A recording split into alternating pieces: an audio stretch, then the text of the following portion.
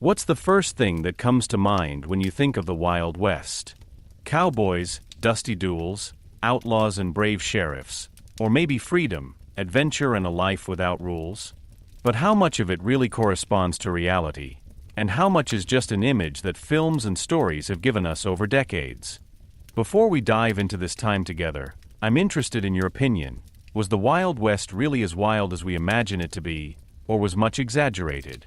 Write your answer now in the comments. I'm curious what you think. If you want to find out what it was really like back then, which stories are true and which are just legends, then be sure to stay tuned. Feel free to leave a like if you are interested in such topics and subscribe to the channel so that you don't miss any more exciting insights into the story. Because now begins a journey back to a time that was rougher, more complex, and more surprising than many believe. Chapter 1: A Country on the Move. When the young nation of the United States had consolidated its independence at the end of the 18th century, an idea began to be burned deep into the minds of its people: the promise of freedom, land, and a new beginning. But this promise had a direction: to the west. The East was already ordered, structured, characterized by cities, fields, and existing rules. But beyond the known borders lay a huge, largely unexplored land. For many, it was not just a geographical expansion, but a way to escape the old and create something completely new. The early settlers were not a uniform group. They were farmers hoping for fertile land, traders looking for new markets, adventurers attracted to the unknown, and people fleeing poverty, debt, or their past. However, they all shared one thing: the belief that something was waiting for them in the West that they would never find in the East. But the way there was anything but easy. At first, the border moved only slowly. Rivers like the Mississippi formed natural barriers that were not only geographical, but also symbolic. Beyond that, a space began that many referred to as wilderness, a term that said more about the settlers' point of view than about the land itself. Because this land was by no means empty. For centuries, various indigenous peoples have lived there, with their own cultures, languages, and traditions. For them, the country was not undeveloped, but home. But for the settlers, it represented an opportunity, and it was precisely this difference that sowed the seeds of many of the conflicts that were to follow. With every step to the west, the boundary between these worlds shifted. The United States government played a decisive role in this. Expansion was promoted through land sales, contracts, and later also through targeted measures. Land was measured, divided up, and often offered at prices that were affordable for many. The message was clear: those who had the courage to leave could secure a piece of the future. But courage alone was not enough. The journey to the West was long and dangerous. Families packed their entire lives into covered wagons, left familiar places, and set out on paths that were often little more than narrow paths through rough terrain. Diseases, hunger, accidents, all of this was part of this movement. And yet they went on. For many, what they left behind was worse than what lay ahead of them. Over time, the first settlements emerged along these routes. In the beginning, there were only a few buildings, a simple hut, a shop, perhaps a blacksmith shop. But some of these places developed into cities. They were raw, often chaotic, but they were also an expression of hope. A new life began here. But this new life also brought new challenges. In many of these young settlements, there was a lack of fixed structures. There were no established laws, no functioning administrations, often not even clear authorities. Decisions were made spontaneously. Conflicts were carried out directly. Sometimes that meant collaboration. Often it meant violence. The term Wild West did not come about by chance. It reflected a reality in which order had to be created first, and in which it was not always clear who had the right to do so. Sheriffs and marshals showed up to enforce justice. But their power was limited, their position often uncertain. In some places they were respected, in others ignored or even fought. At the same time, forms of vigilante justice also developed. Vigilantes, so-called vigilantes, took on tasks that would have been reserved for state institutions. They wanted to create order, but they did not always differ in their methods from those who fought them. Meanwhile, the movement continued to grow westwards. New technologies and developments accelerated this process. Roads were improved, and later railway lines were added, shortening distances and facilitating transport. Places that had once been weeks away could now be reached in a matter of days. But with the progress came new tensions. Commodities such as gold, silver, and later oil attracted more and more people, and entire cities emerged overnight, so-called boomtowns. They grew quickly, and just as quickly they could disappear again. In these places, everything was more intense. More people, more money, more conflicts. Salons, gambling, alcohol, all of this was part of everyday life. At the same time, there was hardly any control. Those who were strong enough prevailed. Those who were not often disappeared as quickly as they had come. But despite all these hardships, the idea of the West as a place of opportunity persisted.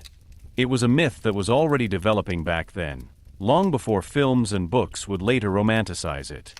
The idea that anyone, regardless of their origin, could start anew in the West was irresistible to many. And sometimes it was even true. There were people who were successful. They found land, farmed it, started families, and built a life that had previously been denied them. But for everyone who did, there were many who failed. Reality was more complex than legend. The West was not a unified place. It was a process, a movement, a constant change.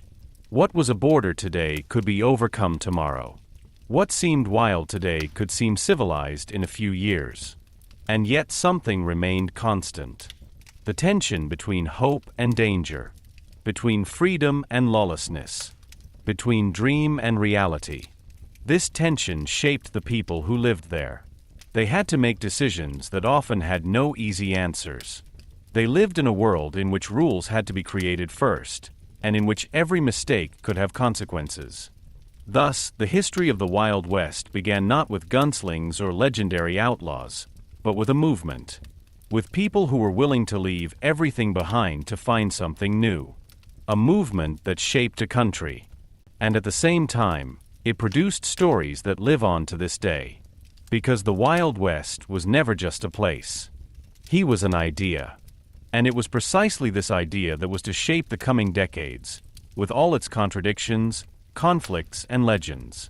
Chapter 2: The Call of Freedom. The West was more than just a direction, it was a promise. For many people in the 19th century, this promise meant a second chance.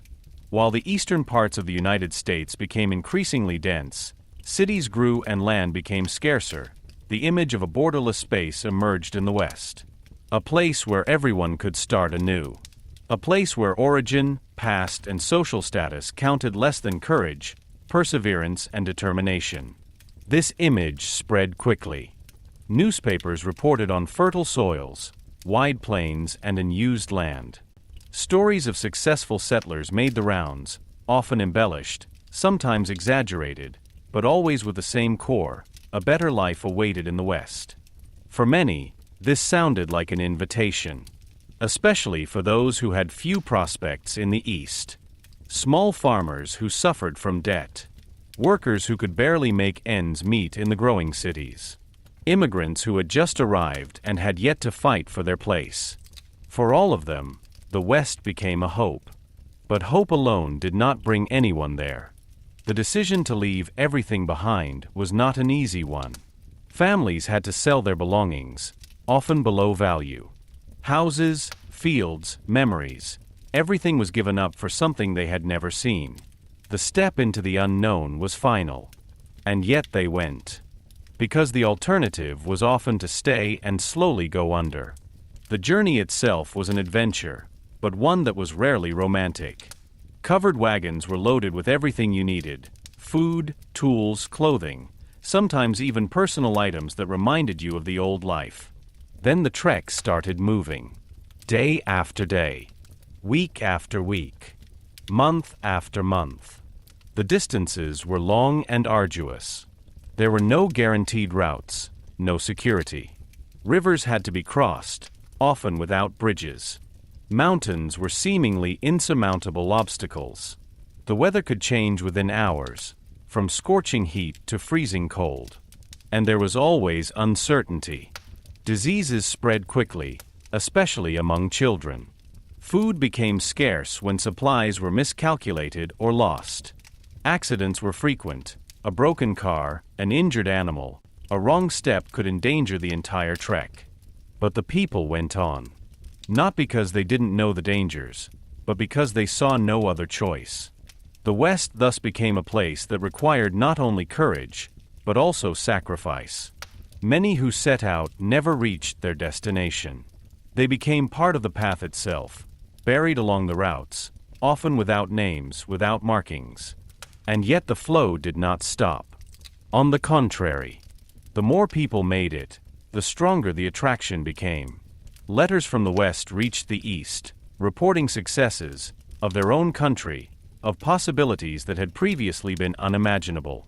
These reports were passed on, told, embellished, and they nourished the dream. A dream that did not always correspond to reality. Because life was hard in the West too.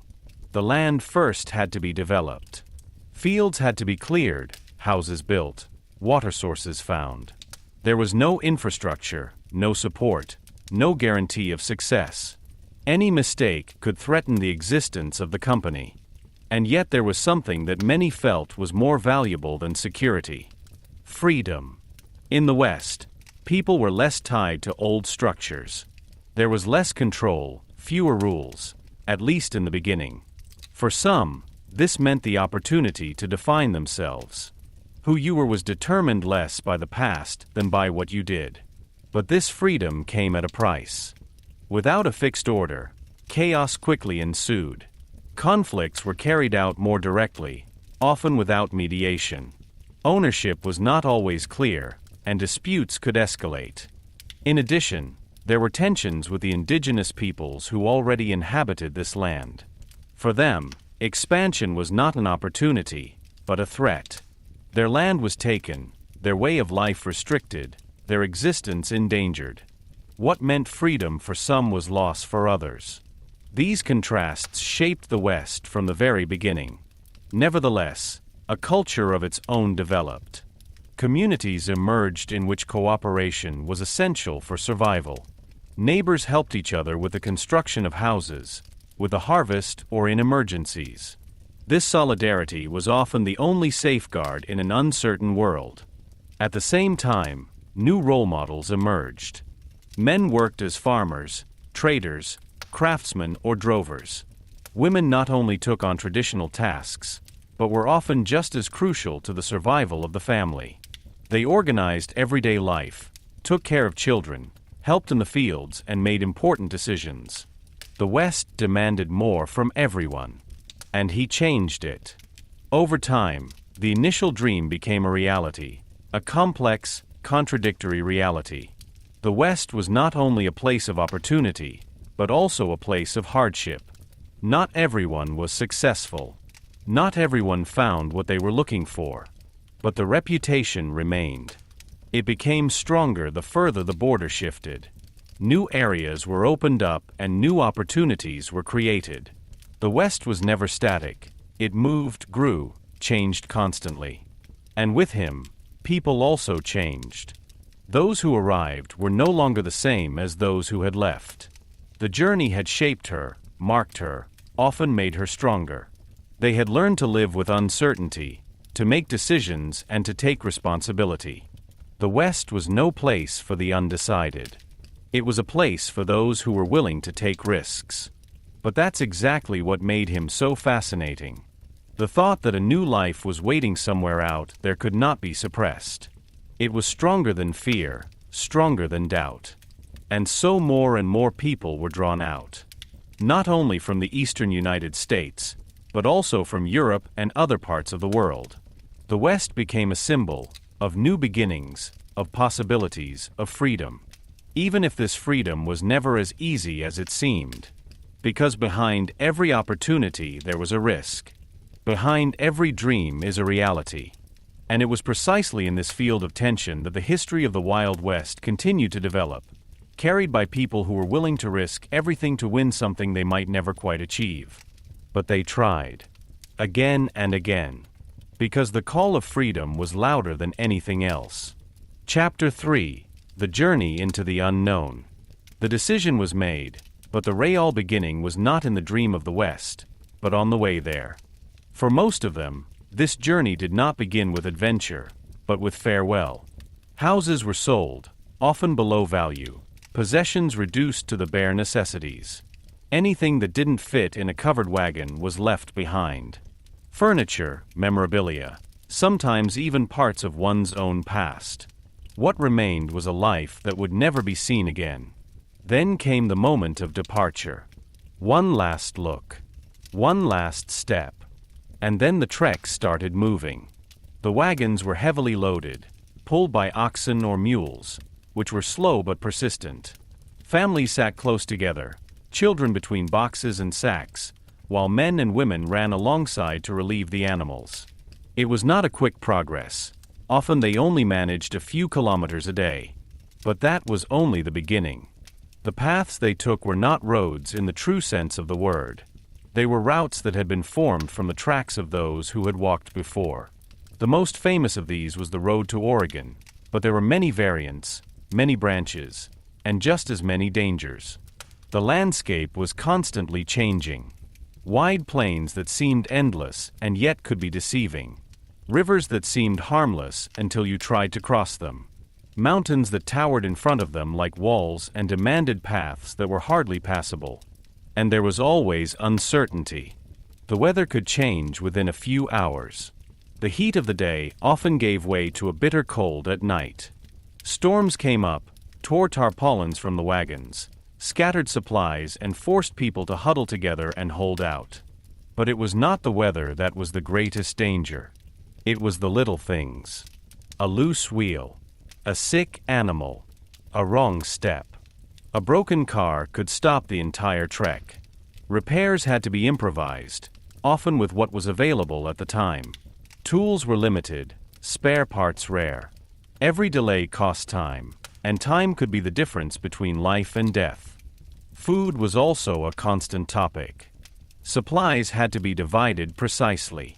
Too much at the beginning meant hunger at the end. Too little meant deprivation from the beginning. Sometimes it was possible to hunt game or find edible plants, but you couldn't rely on that. And then there were the diseases. They spread quickly, especially in the close-knit communities of the treks. Fever, diarrhea, infections. Often there was no treatment, no doctors, no medication. Those who got sick had only the support of others and the hope that their own body was strong enough. There were not many. Graves along the way became silent witnesses of this journey. Often only simple hills, sometimes with a cross, sometimes without any marking. The trek could not last long. The journey had to continue. On and on.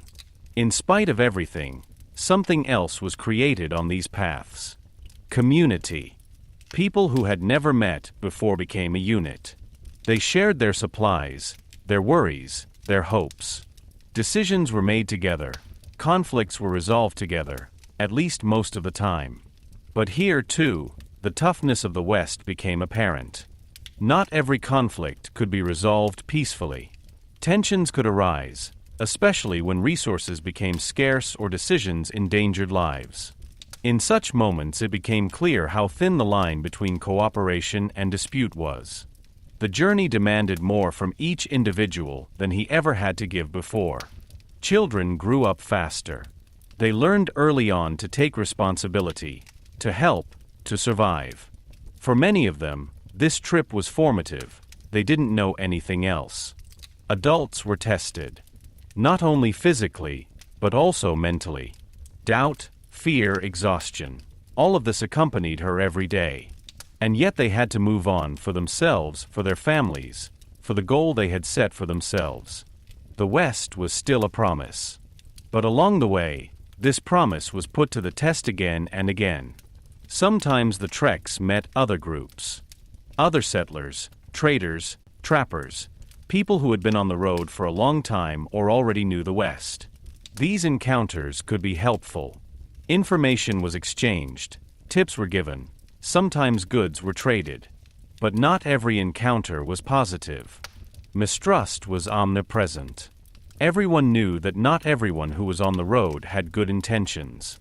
The boundaries between law and lawlessness were blurred out here even more than anywhere else. And then there were the encounters with the indigenous peoples.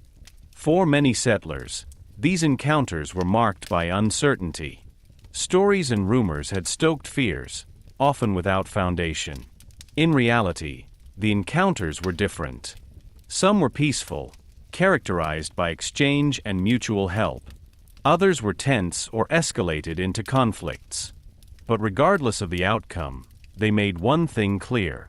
This land was not empty. It was already part of another world. With every kilometer, the goal became more tangible, and at the same time more difficult to achieve. The landscape changed again. The plains gave way to hills. The hills became mountains. Paths became steeper, more dangerous.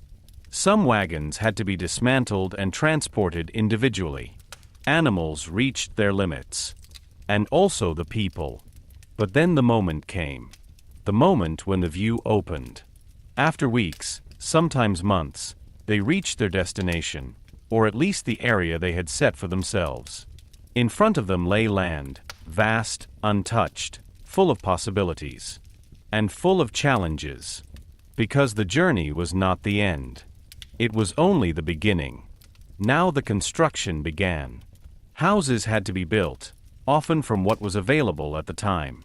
Wood, earth, stones, everything was used.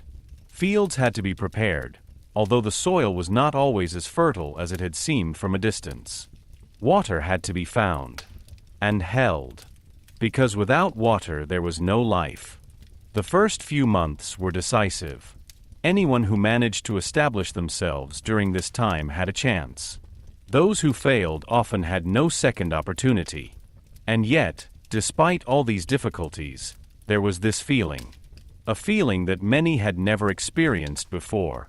They had made it. They had arrived. Not in a paradise. Not in a simple world. But in one that belonged to them. Or at least offered the opportunity to build something of their own. The journey into the unknown had changed her. She had shown them how fragile security was, how important community could be, and how much a person could endure if he had a goal in mind. The West was not a place for dreamers. But it was a place for those who were ready to pursue their dream with all their might.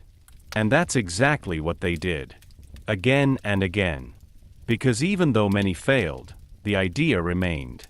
The idea that there was something beyond the horizon that was worth risking everything. And so the movement continued. Trek by trek. Step by step. To a country that was constantly changing, and that also changed the people who entered it. Chapter 4. Gold Rush and Greed. It began with a find that seemed inconspicuous at first. A few shiny particles in the water of a river, discovered by a man who had little idea what he would trigger with them. But these small pieces of gold were to set in motion a movement that would change the west of the United States forever. As the news spread, it was slow at first. Individual reports, rumors, stories that were passed from mouth to mouth. But it soon turned into a stream of information that could no longer be stopped. Newspapers picked up on the news, traders spread it along the trade routes, and within a very short time, much of the country, and even people far beyond, knew about the discovery. Gold. A word that raised hopes like no other. For many, it meant the opportunity to escape the harsh everyday life. A single find could change a life. Debts could be settled, poverty overcome, a new beginning made. The thought of it was so strong that it overshadowed all risks. And so the rush began. Men left their jobs, left families behind or took them with them, sold what they owned, and set off.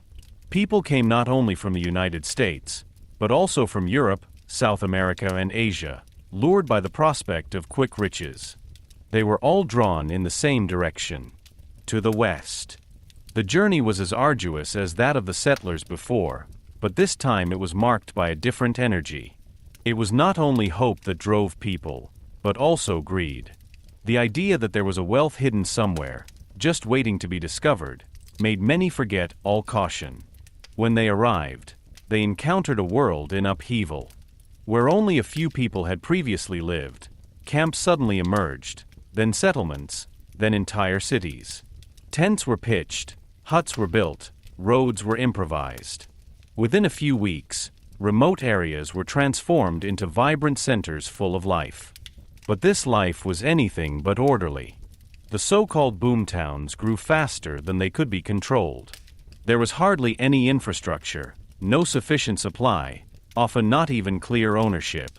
Everyone tried to secure a piece of the wealth, and that inevitably led to conflicts. Finding gold was difficult. Very difficult. Most of those who arrived had no experience in prospecting. They didn't know where to look, how to spot the right spots, or how to properly process the material they found.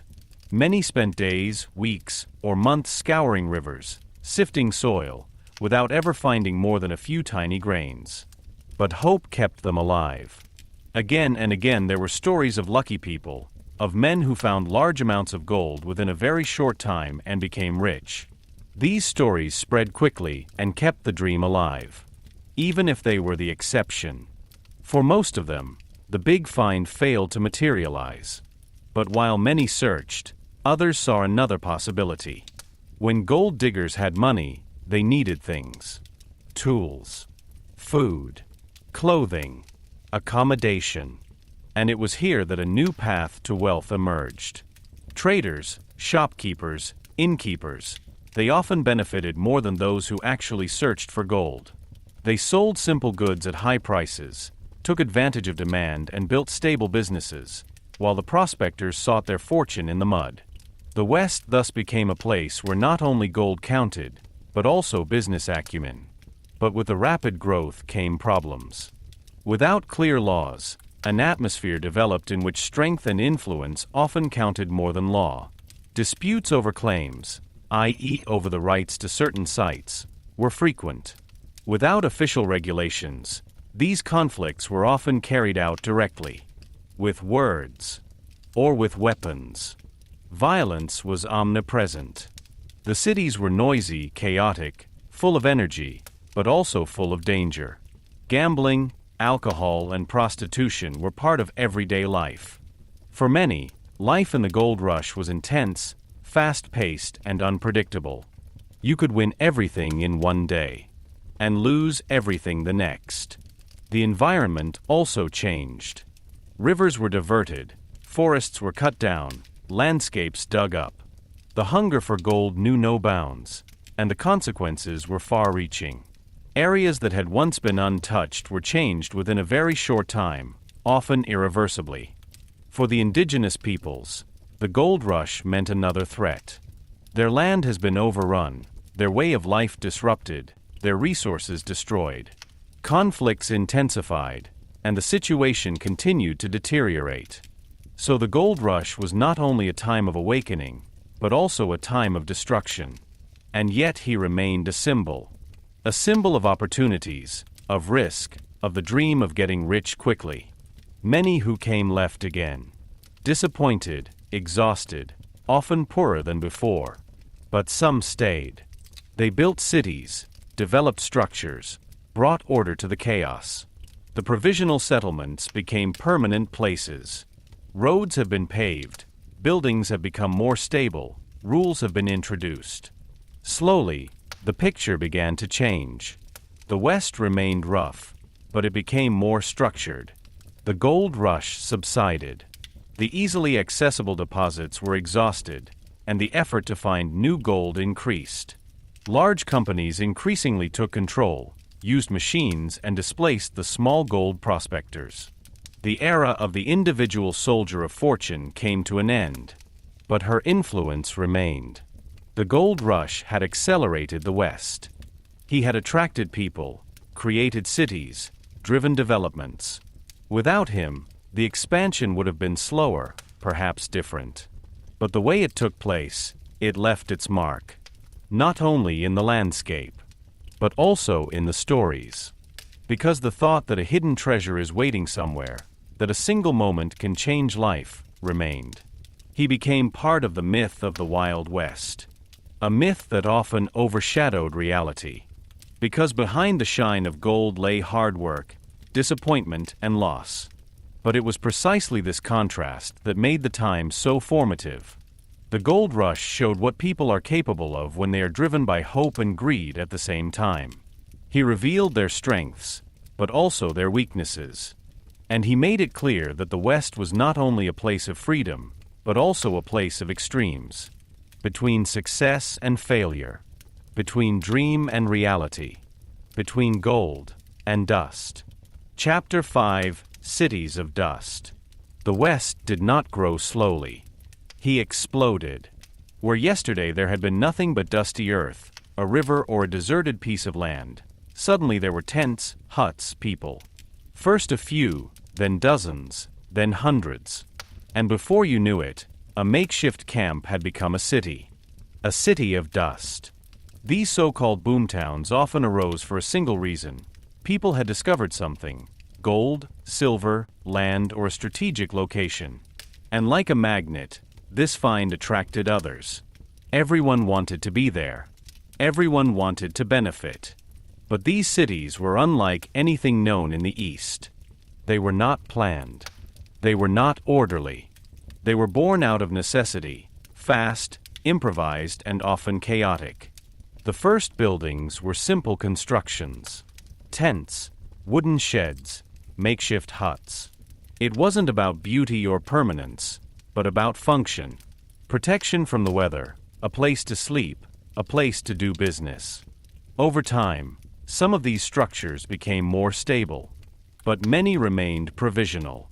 Roads were rarely more than wide strips of trodden dust. When it was dry, it whirled up with every step, and when it rained, it turned into thick mud. Sewage ran openly through the paths, garbage collected in corners, and hygiene was a luxury that few could afford. And yet these cities were alive, full of energy, full of possibilities. People from a wide variety of backgrounds met here. Farmers, traders, former soldiers, adventurers, immigrants from all over the world. Everyone brought their own story, their own skills, their own goals. This diversity made the cities unpredictable and fascinating. The center of many boomtowns was the saloon. It was more than just a place to drink. It was a meeting place, information exchange, gambling hall, sometimes even a courtroom. This is where business was concluded, conflicts were carried out, and news was spread. Anyone who wanted to know something came here. But where alcohol and money were involved, trouble was not far away. Brawls were frequent, sometimes spontaneous, sometimes planned. One wrong word, a lost game, a misunderstanding, and the situation could escalate. Not every dispute ended harmlessly. In many of these cities, there was initially no fixed order, no police, no clear laws. However, that didn't mean there were no rules. They were just enforced differently. Often, strong personalities took control. Men who had influence, whether through money, violence, or both. They determined what was allowed and what was not. Their power was rarely official, but it was palpable. In other cases, the residents organized themselves. They formed vigilantes, who were supposed to ensure order. But even these groups were not always fair. Sometimes they acted in the interest of the community, sometimes in their own.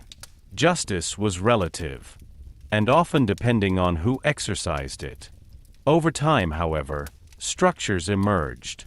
Sheriffs were elected or appointed. Courts were set up, even if they did not always work professionally. Prisons sprang up, often only small cells that had more symbolic than practical value. But even with these developments, life remained uncertain. Crime was a constant companion. Theft, fraud, robberies, all of this was part of everyday life. Especially in cities that had grown rapidly, it was difficult to maintain control. Many people came with the hope of a better life, but not all were willing to take the legal route. Some saw an opportunity in the chaos, and they took advantage of it. But the boomtowns were not only places of danger. They were also places of progress. New ideas, new business models, new ways of life were born here. People who would never have had a chance in the East were able to build something here. A shop, a hotel, a workshop. There were many possibilities. And some used it successfully.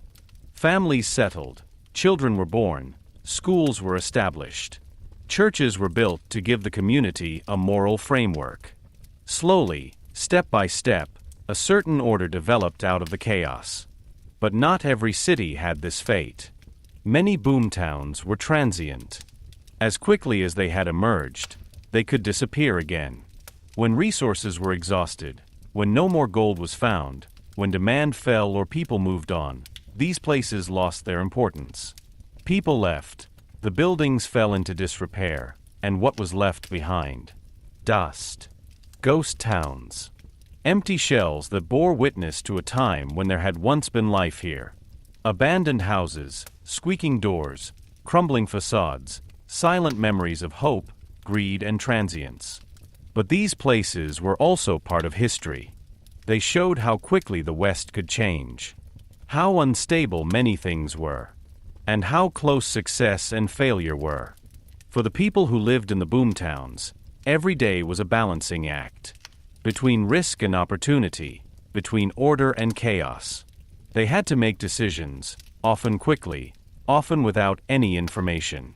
And every decision had consequences. The West shaped these people.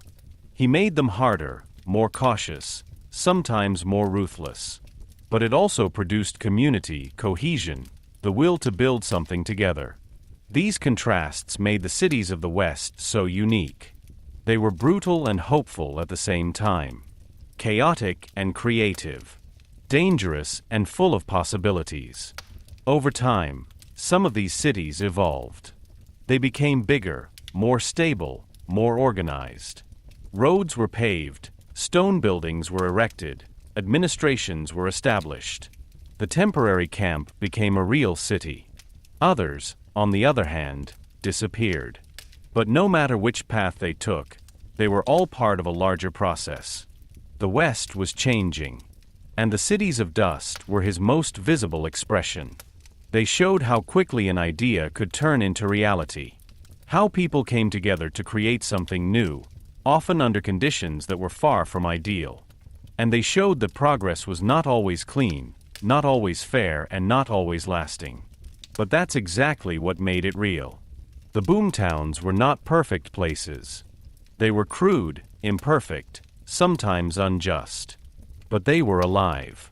And they were a decisive step on the way that made the Wild West what it is today, a mixture of history, myth, and memory, built out of hope, characterized by chaos, and were created, made of dust. Chapter 6: Law and Chaos. In the Wild West, law and chaos often existed at the same time, sometimes side by side, sometimes indistinguishably mixed together. As cities grew out of the ground and more people flocked to the new areas, one thing quickly became clear: without rules, this fragile balance could not exist. But rules alone are not enough. They had to be enforced, and that's exactly why it often failed. In many places, there was no official order at the beginning. No court, no police, no clear authority. Decisions were made spontaneously, often by those who were in power at the time. But the more people settled, the greater the need for security. Because without security, there was no progress. This is how the first representatives of the law came into being. Sheriffs, marshals, deputies. Their titles sounded like order, structure, control. But the reality was far more complicated. Many of these men were not trained law enforcement officers. They were ordinary citizens who were elected or appointed, often because they were considered assertive. Their authority was based less on a system than on their personality. A sheriff not only had to know the law, but also be prepared to enforce it, by force if necessary. In a world where guns were ubiquitous, that meant being constantly ready to risk your life. Not everyone was able to do this. And not everyone was willing to do so. Some sheriffs tried to act fairly, to mediate conflicts and to establish a certain order.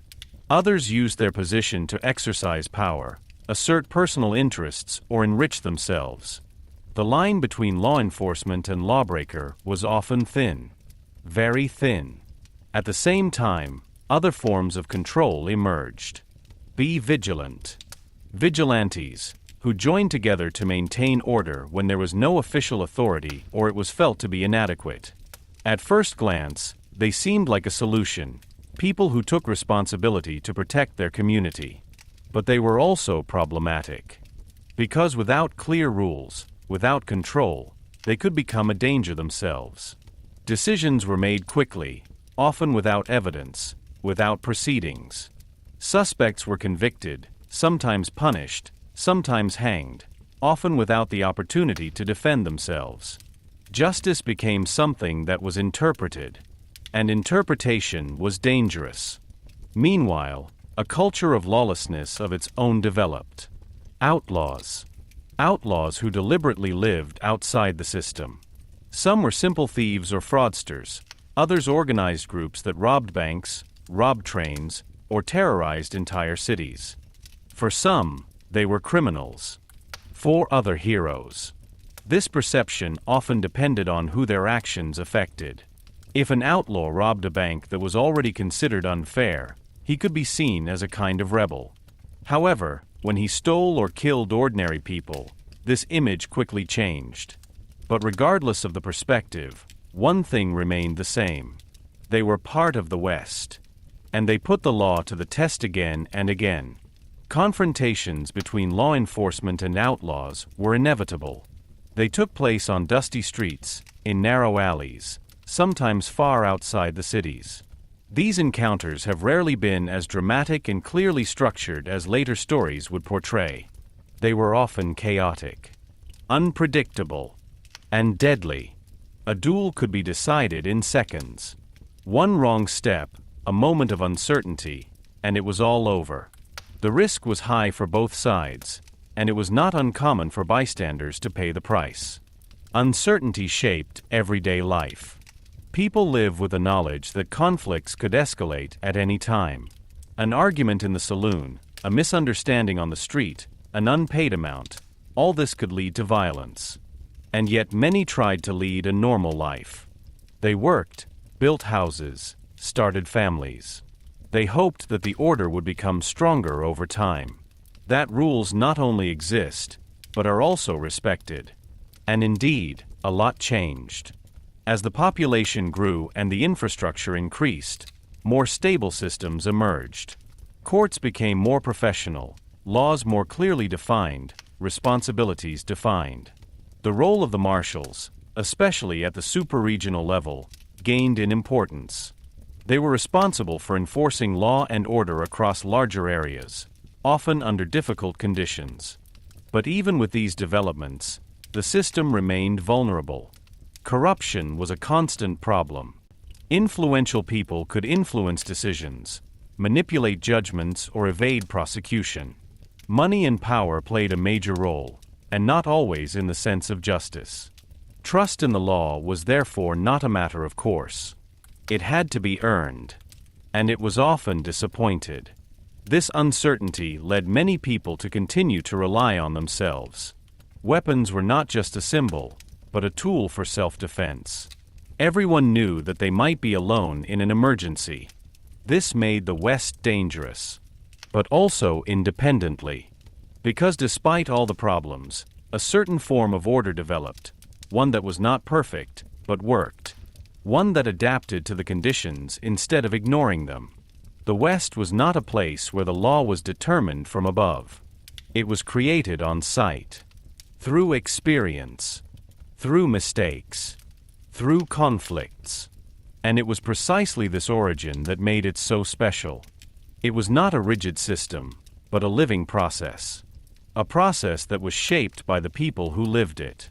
Law and chaos were not opposites, but two sides of the same reality. Without chaos, there would have been no need for law. And without the law, chaos would have swallowed everything up. The balance between the two was fragile. and constantly on the move. But it was precisely in this balance that the Wild West continued to develop.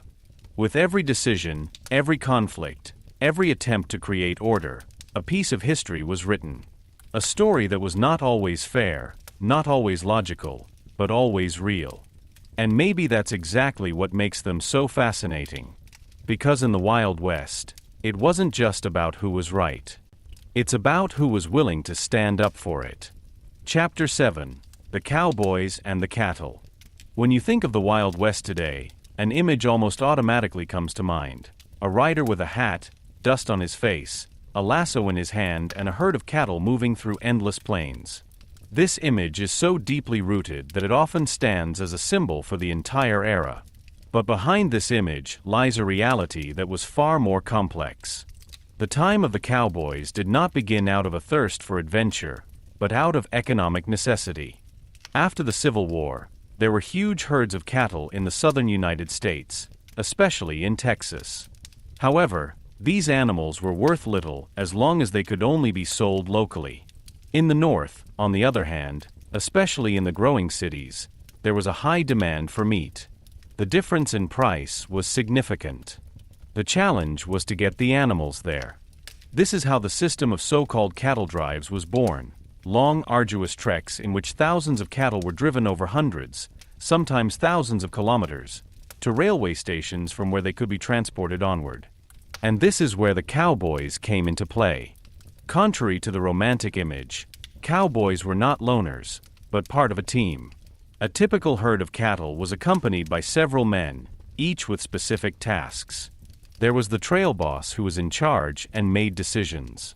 The cook who was responsible for the food and often had more influence than you would expect. And the cowboys themselves, who kept the herd together, monitored it and protected it from danger. The work was hard. Very hard. A typical day started early, often before sunrise. The herd had to be moved, controlled, and led in the right direction. This meant constant riding, constant attention, constant readiness to react. Because the animals were unpredictable. A sudden noise, a thunderstorm, a shadow, all this could trigger a stampede, a panicked flight of the entire herd. In such moments, the cowboys had to act quickly, calm the animals, bring them back under control. A mistake could have catastrophic consequences. Not only for the animals, also for the people. The paths they took were long and dangerous. Rivers had to be crossed, often with strong currents. Some animals were swept away, others were injured. The cowboys themselves were not safe either. Falls, injuries, illnesses were part of everyday life. And then there was the weather. The heat of the day could be unbearable, the cold of the night as well. Rain turned the ground into mud, made movement difficult, slowed progress. Thunderstorms could suddenly come up and change the whole situation. But despite all these challenges, the treks continued. Day after day, week after week. The cowboys developed a special relationship with their work. They had to understand the animals, read their movements, predict their reactions. At the same time, they had to rely on each other. Trust within the group was crucial. Because outside, far away from cities and support, you were on your own. Life on the trail was easy. They often slept in the open air, sometimes protected by a tarpaulin or the cook's car. The food was simple: beans, meat, coffee. Luxury was rare, and comfort didn't matter. But there were also moments of calm. Evenings around the campfire, conversations, songs. These moments were important to compensate for the exertions of the day. They created a sense of community, of cohesion. Nevertheless, the life of a cowboy remained uncertain. The pay was low, the work dangerous, the future uncertain. Many cowboys were young men, often without fixed property, who moved from job to job. Some were former soldiers, others immigrants, still other people who saw no other way. Interestingly, the group of cowboys was more diverse than is often assumed. In addition to white Americans, African Americans, Mexicans, and other ethnic groups also worked as cowboys. Their contributions have long been underestimated, but they have been an important part of this world. Over time, livestock farming changed. The introduction of railways shortened the distances, made transport easier, and made many of the long treks superfluous. At the same time, land began to be delimited more strongly. Fences were erected, especially by spreading barbed wire. This had a major impact. The open widths, the so-called open ranges, on which the herds could move freely, were increasingly restricted. Conflicts between ranchers who wanted to protect their land and those who continued to rely on open pasture land increased. These conflicts led to tensions, sometimes violence. The profession of the cowboy changed. The big cattle drives became rarer. Instead, cowboys increasingly worked on permanent ranches, took care of smaller herds, repaired fences, and monitored the land. The work remained hard, but it became more structured. At the same time, the image of the cowboy began to change. Even then, stories were created that romanticized life. The cowboy as a free, independent hero who rides alone through the countryside, an image that would later become more firmly established in literature and film. But this image was only part of the truth. The reality was one of hard work, responsibility, and often deprivation. Cowboys were not heroes in the classic sense. They were workers who earned their living under difficult conditions. And yet there was something about her life that fascinated people. Maybe it was the connection to nature, the freedom of the open landscape, the feeling of being part of something bigger. Perhaps it was also simplicity, a life reduced to the essentials, far removed from the constraints of the cities. Or maybe it was the mixture of all of that. Whatever the reason, the cowboy became a symbol of the Wild West. For freedom, adventure, independence. Even if the reality was often different. Because behind every ride through the prairie there was work. Behind every herd is responsibility. And behind every cowboy, a person trying to find his place in an ever-changing world. The era of the large cattle drives came to an end. But her influence remained. It shaped not only the economy, but also the culture of the West. She created images, stories, and ideas that live on to this day. And even if much of it has been romanticized, one thing remains. The cowboys were an essential part of this history. Not as legends, but as people.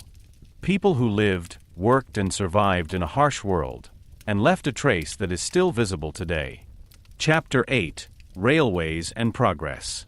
The West had long been a place of distance. Wide plains, seemingly insurmountable mountains, and endless paths determined the lives of the people who dared to go there. Each journey was slow, arduous, and full of risks. Goods took weeks or months to transport, communication was sluggish, and many places lived in isolation from the rest of the world. But then came a development that was to change everything. The railway. It was more than just a new means of transport.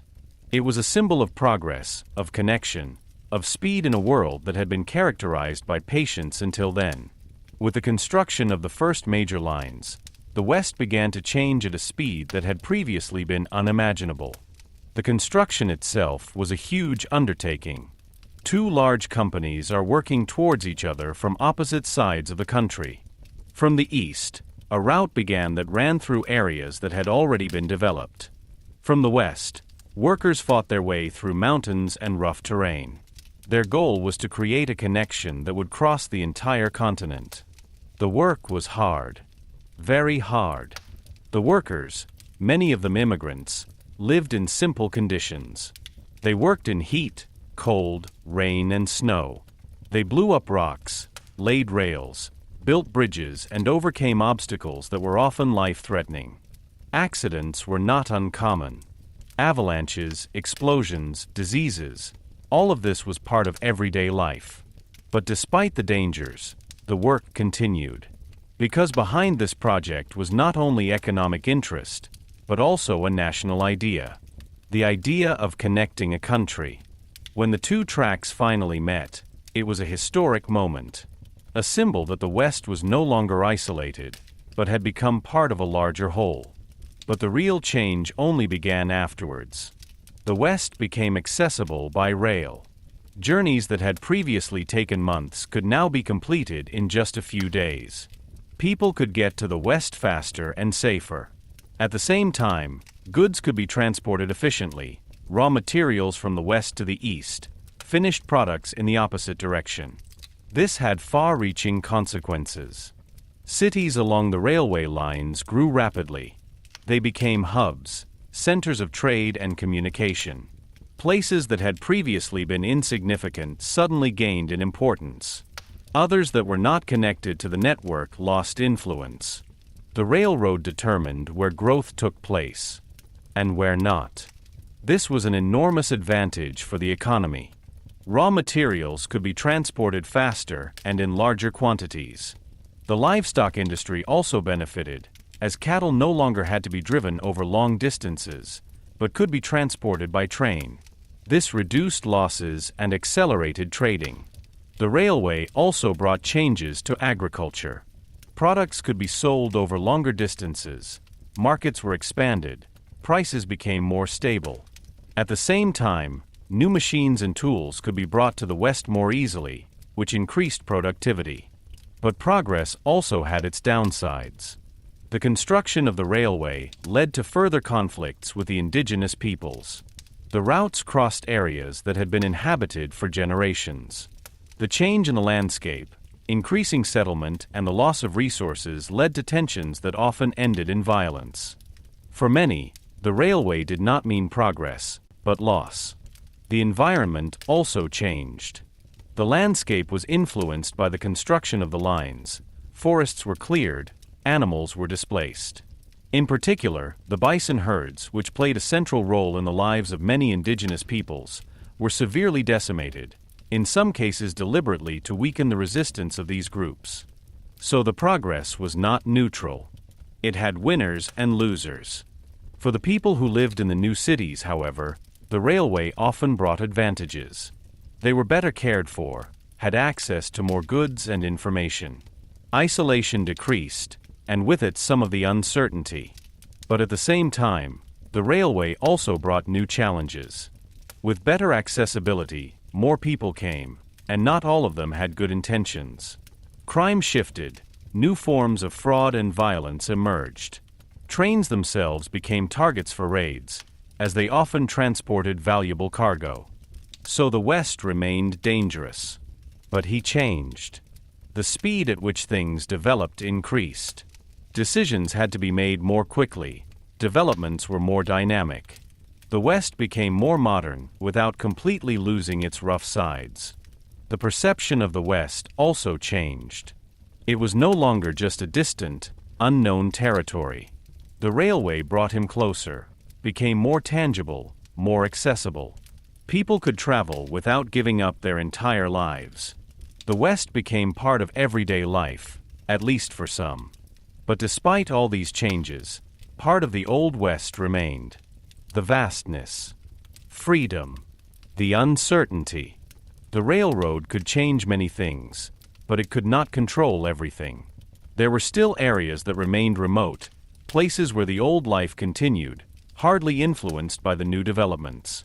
This coexistence of old and new made the West special. On the one hand, progress, technology, connection. On the other hand, tradition, nature, independence.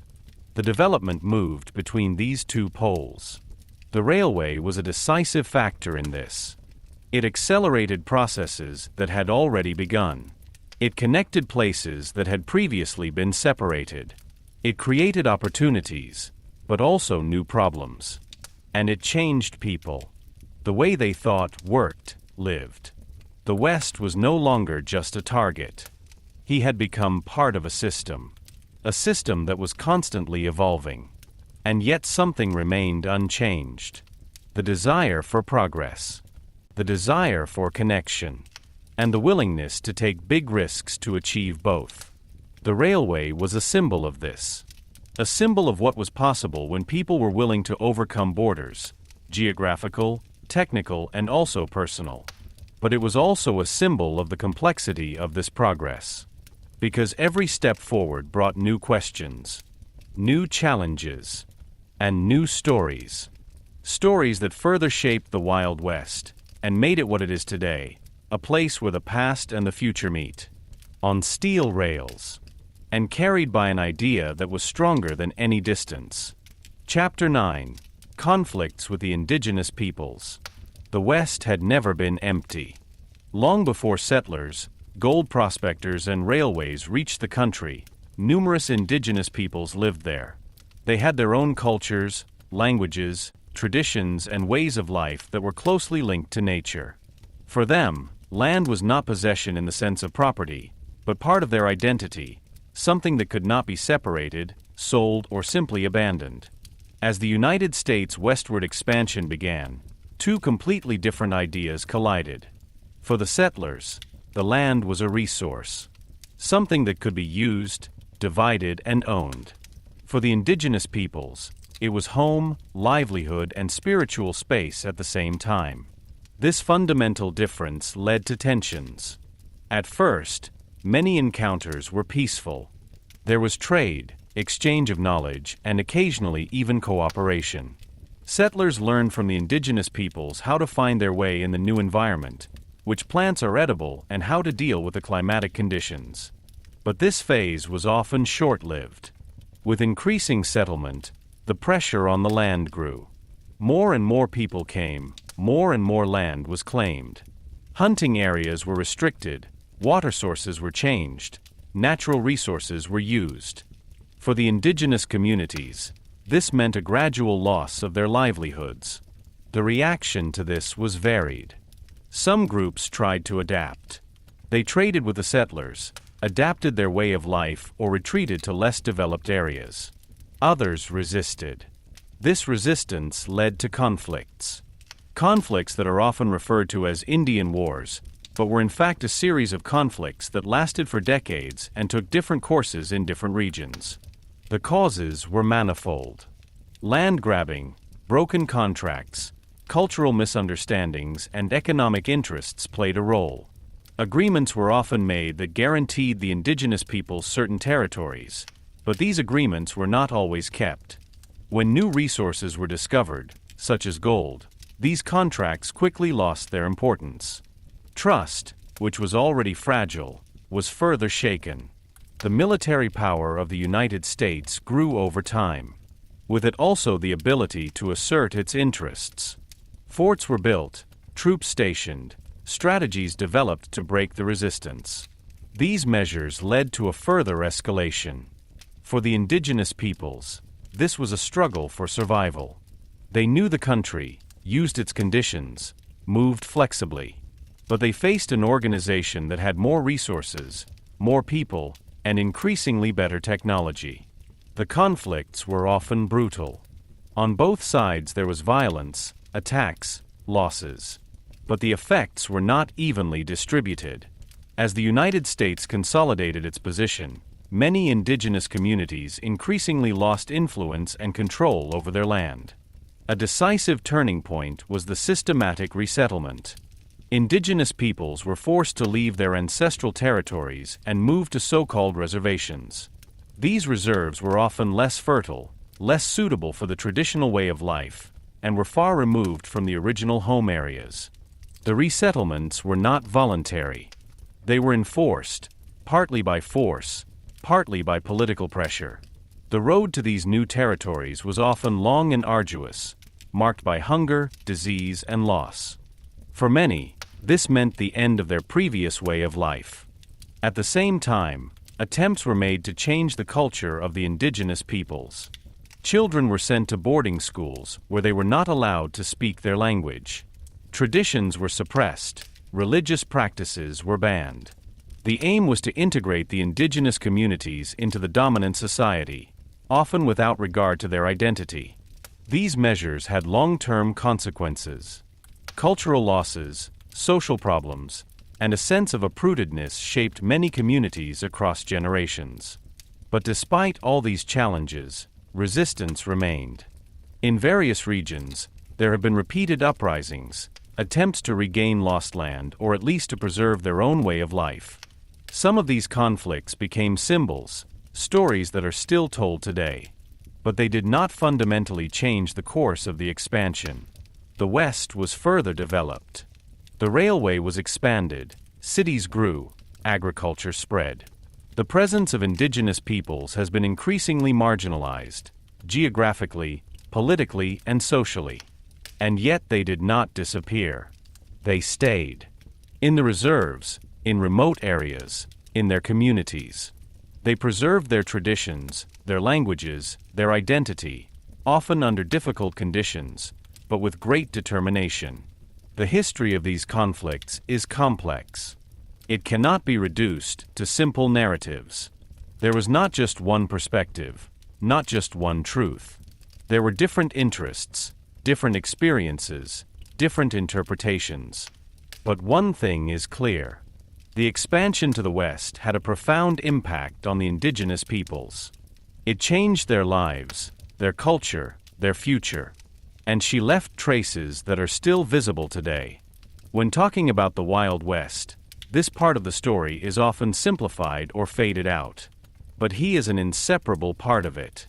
Without him, the picture is incomplete. The West was not only a place of opportunity for some. It was also a place of loss for others. These contrasts make his story so important, and so difficult. Because they show that progress is not always fair. That development is often associated with conflicts. And that every movement, no matter how promising it may seem, has effects that go far beyond what you first see. The conflicts with the indigenous people are a central part of this story, not as a side note, but as a fundamental element. An element that reminds us that the Wild West is not just made up of legends, but of real people, real decisions, and real consequences. And that's exactly what makes it relevant to this day. Chapter 10: Legends of the West. Over time, the Wild West began to change not only as a geographical space, but also as an idea in people's minds. As cities grew, railroads connected the country, and major conflicts slowly entered a new phase, something else emerged, something that continues to resonate today: the legends of the West.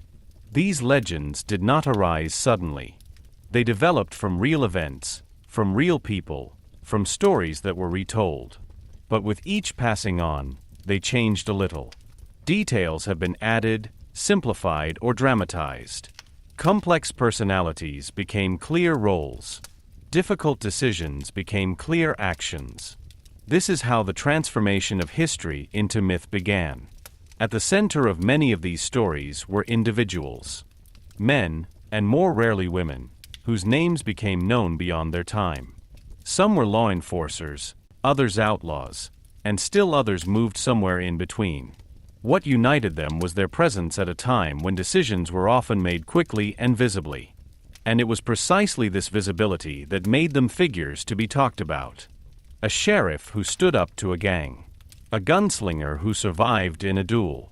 An outlaw who robbed banks and escaped persecution. Such events did not remain local.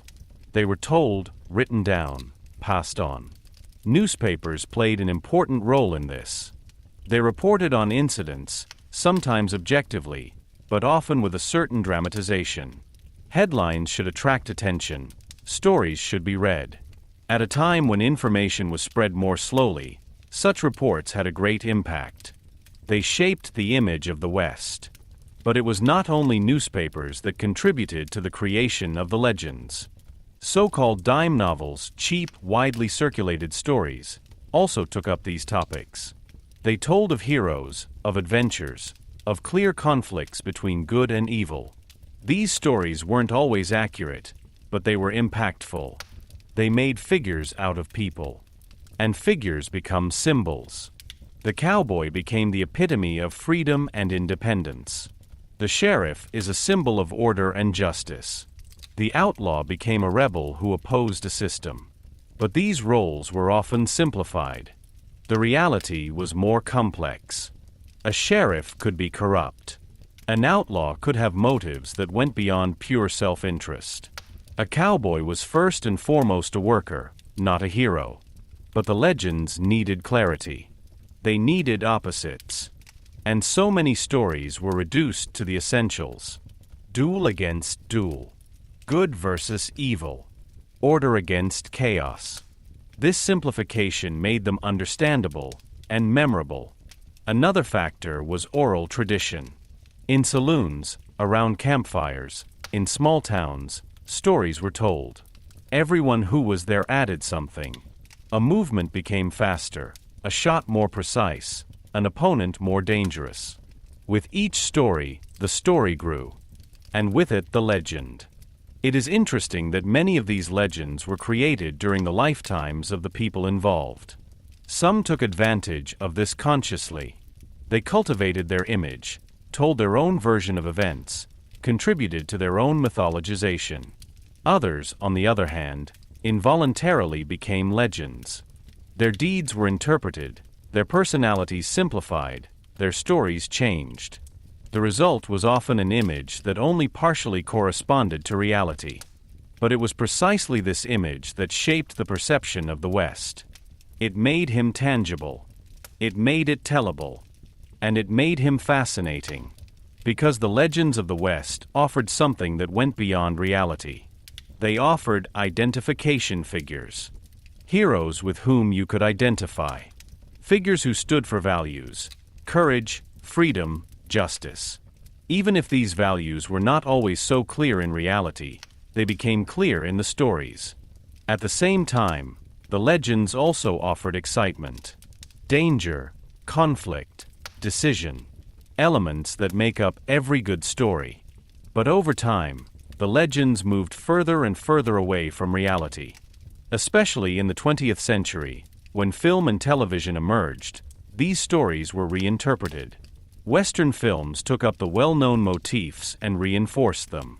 The characters became clearer, the conflicts clearer, the dramaturgy more intense.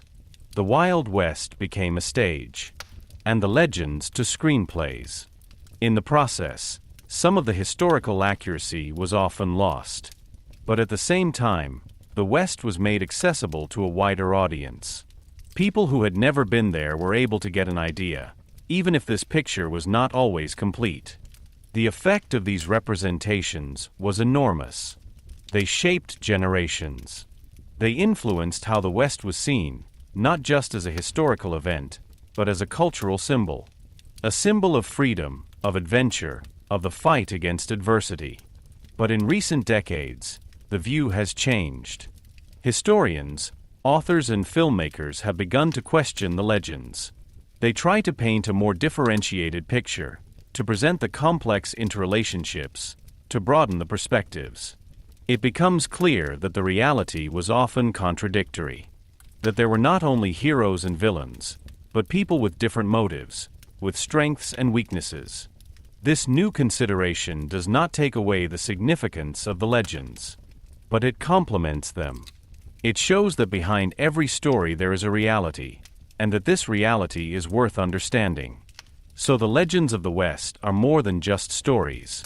They are a mirror of how people interpret their past, how they tell it, how they pass it on. They show what seems important, what is highlighted, what is remembered. And they also show what is being forgotten. Because every legend is a selection, a decision about what is told and what is not. Today, the Wild West lives on not only in archives or museums. He lives in these stories, in the images they create, in the ideas that shape them. And even if these ideas do not always correspond to reality, they still have their own truth. A truth about the longings, the values and the questions of the people who tell them.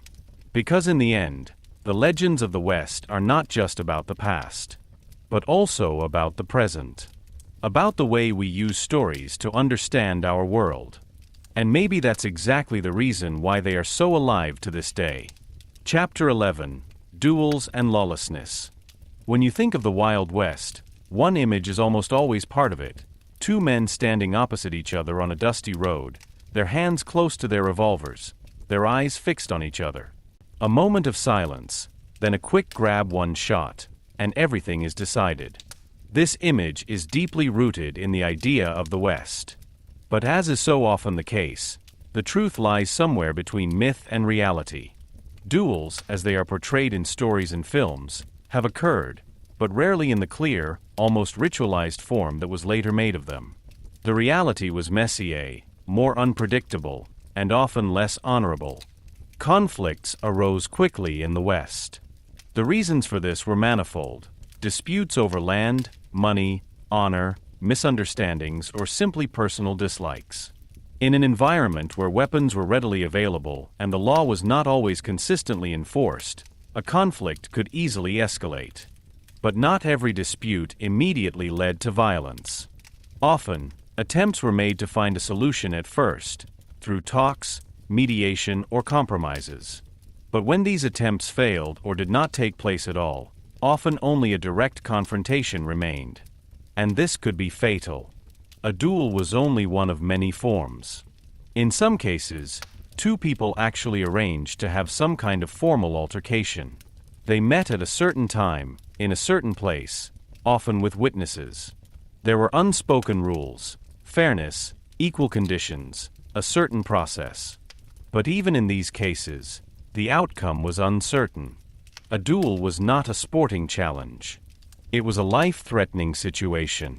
In many other cases, confrontations were less orderly. A dispute in the saloon could suddenly turn violent. One word too many, one wrong look, one lost game, and someone took up a weapon. In such moments, there was no preparation, no rules, only reaction.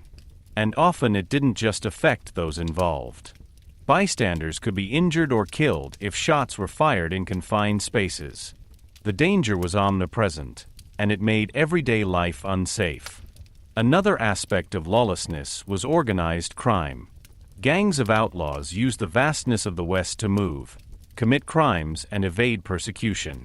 They robbed banks, trains, stagecoaches, everything that had value and was transported. These robberies were often well planned. The perpetrators knew their targets, their escape routes, the weaknesses of the security measures. They worked together, shared tasks, acted in a coordinated manner. For those affected, these robberies were traumatic, for the perpetrators often a calculated risk. But here, too, the reality was complex. Not all outlaws were part of large gangs. Many acted alone or in small groups. Some were opportunistic criminals, others lived permanently outside the law. And not everyone was persecuted. In some regions, the presence of law enforcement officers was so low that crimes could go unpunished. In other cases, the prosecution was difficult because the perpetrators could disappear quickly, in the vastness of the country, in remote areas or across territorial borders. The reaction to this lawlessness varied. Law enforcement officers tried to create order, prosecute perpetrators, and bring them to justice. But their options were limited. They were often understaffed, poorly equipped, and had to cover large areas. In some cases, special units were deployed, such as marshals, who had super-regional responsibilities. They persecuted known outlaws, collected information, cooperated with local authorities. But they also faced great challenges. The population also played a role.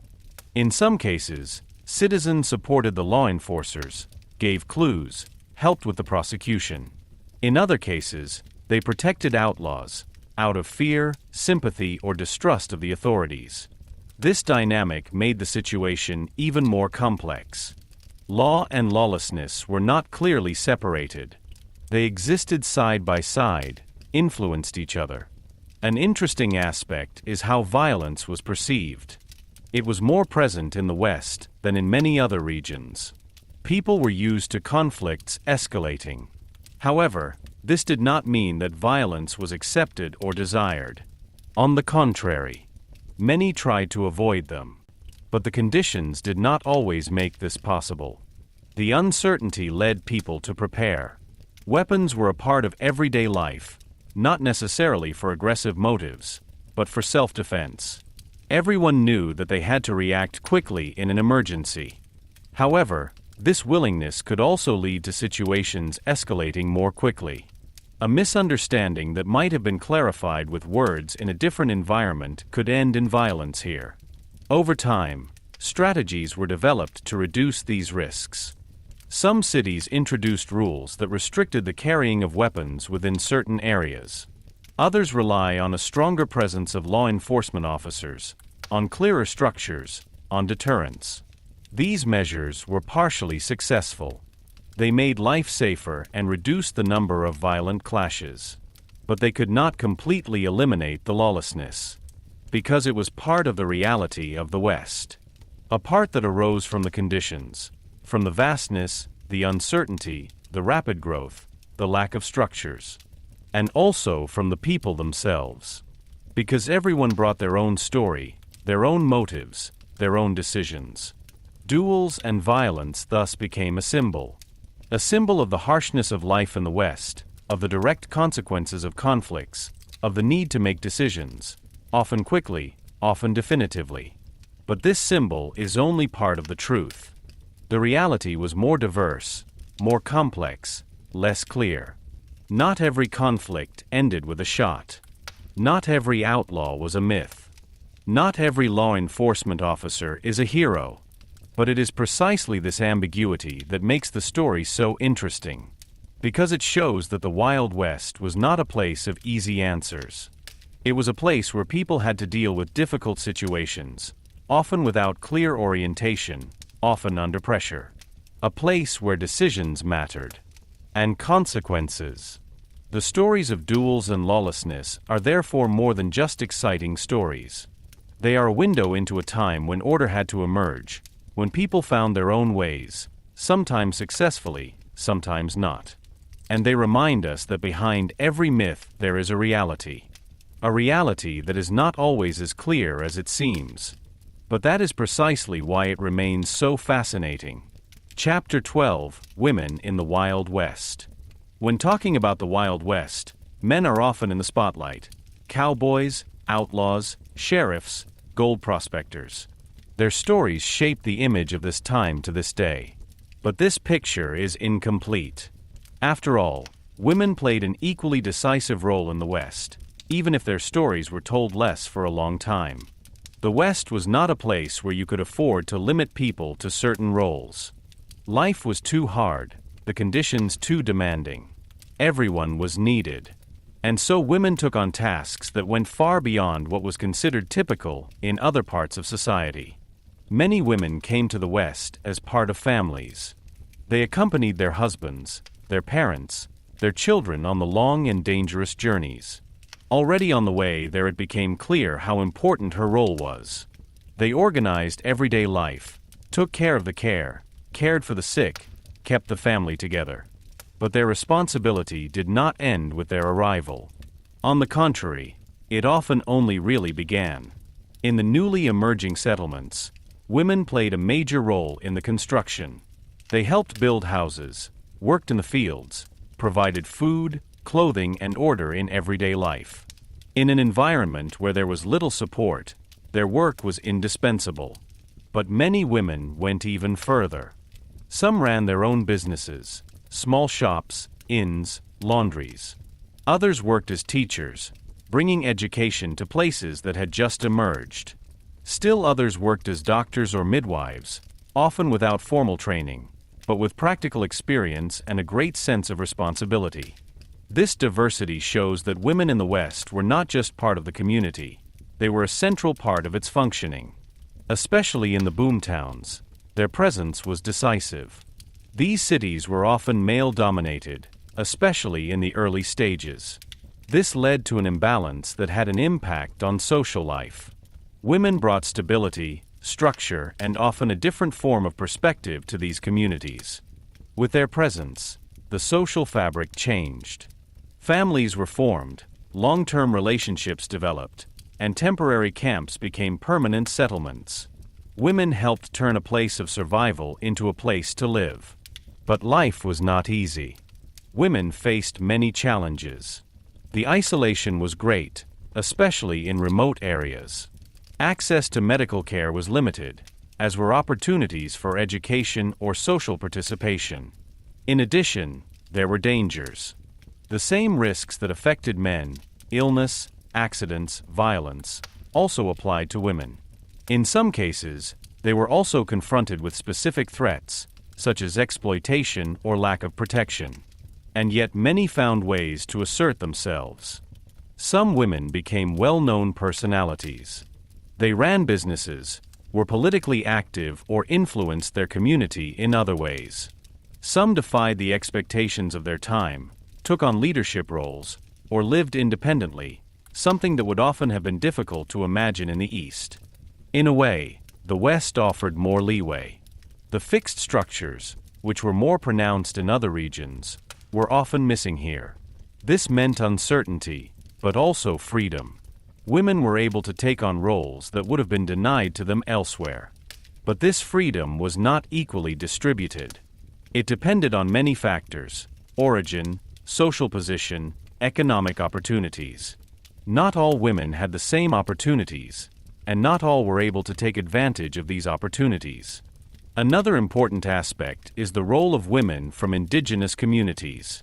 Their experiences were often very different from those of the settlers. They were part of cultures that had their own structures, values, and role models. The expansion to the West also profoundly changed their lives, often through loss, adaptation, and resistance. Their stories are an essential part of the overall history of the West, but they received less attention for a long time. Women from other countries of origin, such as Europe or Asia, also brought their own perspectives with them. Not only did they have to find their way in a new environment, but they often also had to deal with prejudice and discrimination. Nevertheless, they contributed to the development of the West. Through work, through commitment, through their presence. One area that is often mentioned is the role of women in the entertainment industry. In saloons and other institutions, women worked as dancers, singers, or hostesses. This work was perceived differently. For some it was a way to earn money, for others it was a sign of social marginalization. Here, too, the reality was diverse. Some women used this position to build their own lives. Others had less control over their situation. The conditions were different, and it would be wrong to make a blanket assessment of them. What is clear, however, is that women were present in many areas. Not always visible. Not always recognized. But indispensable. Over time, as the West continued to develop, the role of women also changed. With increasing stability, more opportunities for education, political participation, and professional development emerged. Women were involved in social movements, campaigned for rights, influenced the development of their communities. These changes were part of a larger process. A process that affected not only the West, but society as a whole. But in the West, they were often visible earlier, because the conditions were different, because new structures emerged, and because people were willing to break new ground. The history of women in the Wild West is therefore not a marginal story. It is a central component.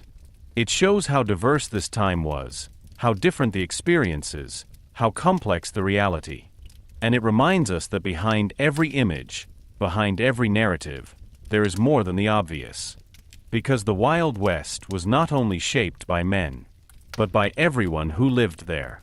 And the women were an essential part of it. With their work, with their strength, with their ability not only to survive under difficult conditions, but to shape. Their stories deserve to be told. Not as a supplement, but as an equal part of a story that would not be complete without them. Chapter 13, The End of the Frontier.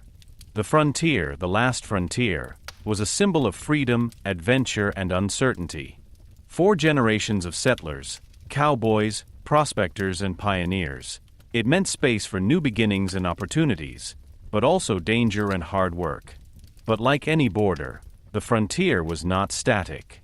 It changed, shifted, and finally disappeared as the developments of the 19th century took their course and the Wild West changed from a wide, open country to a civilized space. In the beginning, the frontier was a vast, unknown space.